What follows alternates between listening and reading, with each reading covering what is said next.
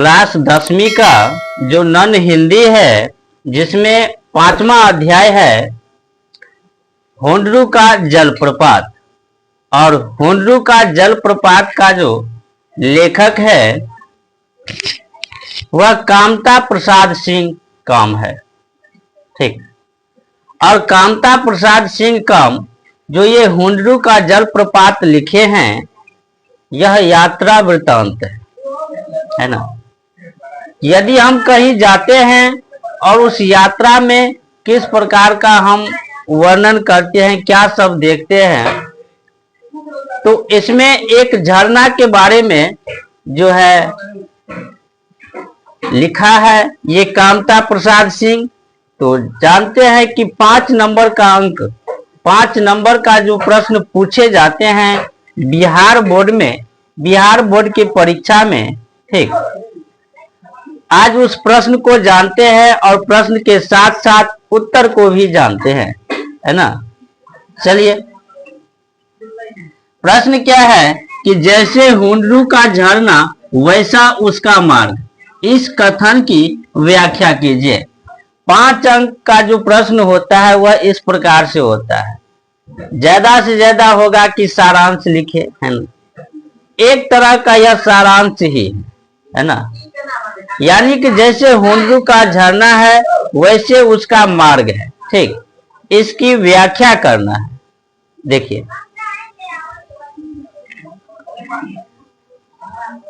होंडरू का झरना रांची से 27 मील की दूरी पर अवस्थित है। अब होंडरू का झरना जो है, यह लेखक जो लिखे हैं अपने कहानी के अनुसार, तो वह रांची से आरंभ किया है। जो रांची से यदि हम देखते हैं तो 27 मील की दूर पर है ना। तो आप कहीं भी है या हम भी कहीं है, लेकिन ये झरना जो है रांची से 27 मील की दूरी पर है। ठीक।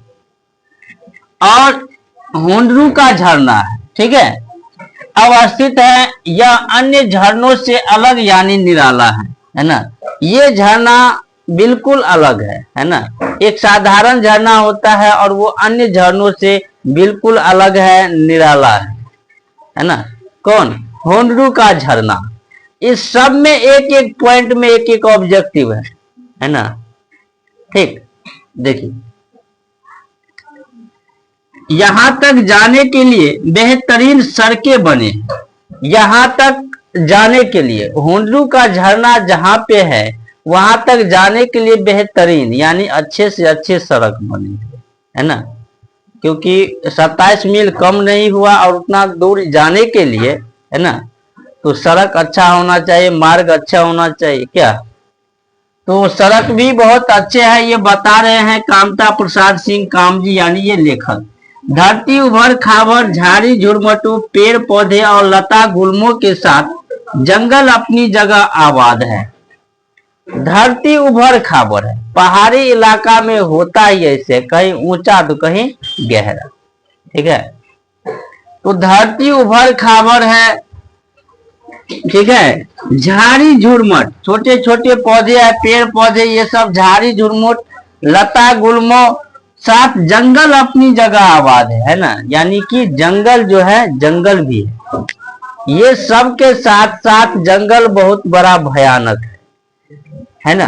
ऐसा नहीं है कि 2-4 पौधे 10 पौधे लगे हैं, ऐसा झाड़ी झुरमुट लता गुल्मे पेड़ पौधे हैं कि जंगल मान लो अवस्थित है, जंगल बन गया।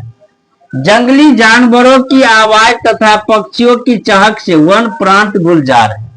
जंगली जानवर, जो जंगल में जानवर रहते हैं, समझ लो इतना बड़ा जंगल है, और वहां में उसमें जंगल में जो जानवर है, ठीक है, वो जानवर की आवाज से, क्या है कि जानवर के आवाज से, ठीक है, जंगल का जो, और देखो पक्षियों की चहक से वन प्रांत गुलजार उठते हैं। पक्षी जब बोलता है जानवर की आवाज से, यह जो है वन प्रांत गुलजार उठता है। ठीक है।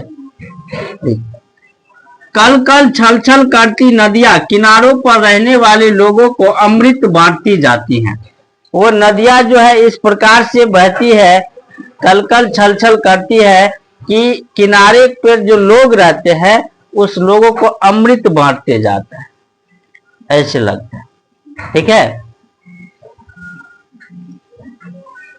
झरना पहुंचने तक मार्ग में अनेक सुंदर जंगल भी है, जिनकी विभीषिका से शायद बाघ को भी डर लगता है ना। झरना पहुंचने तक, हुंडरू के झरना पहुंचने तक अनेक जंगल है, जिसकी विभीषिका से बाघ का भी डर होता है ना। कि आखिर मान लो भयानक जंगल रहता है तो वहां तक जाने में जंगली जानवर को जो है, ठीक है, आ जाएगा, नुकसान पहुंच जाएगा, इसका तो भय रहता ही। ठीक है। तो ये बता रहे हैं लेखक जी, यह झरना स्वर्ण रेखा नदी के उद्गम स्थान से 50 मील आगे है। स्वर्ण रेखा नदी के उद्गम स्थान से, स्वर्ण रेखा नदी है और वहां से उद्गम स्थान से 50 मील आगे है ना। जल की धाराएं पहाड़ से नीचे जहां गिरती है वहीं यह झरना है। इसका उजला पानी ऐसा प्रतीत होता है मानो भंवर में पीसकर पत्थर के सफेद चूर्ण गिर रहे हैं। झरना का पानी ऐसे गिर रहा है उजला, यानी कि जैसे लगता है पत्थर को पीस कर, है ना, भंवर, और उसको नीचे गिरा रहा है, चूर्ण को, छोटे छोटे चूर्ण को। ठीक है। आटा जैसे उजला को जो है इस प्रकार से है। ठीक है। इसीलिए लेखक ने कहा है कि जैसे हुंडरू का झरना है वैसे उसका मार्ग है। ठीक है। उम्मीद करता हूं कि आप लोगों को यह वीडियो अच्छा लगा होगा। ठीक।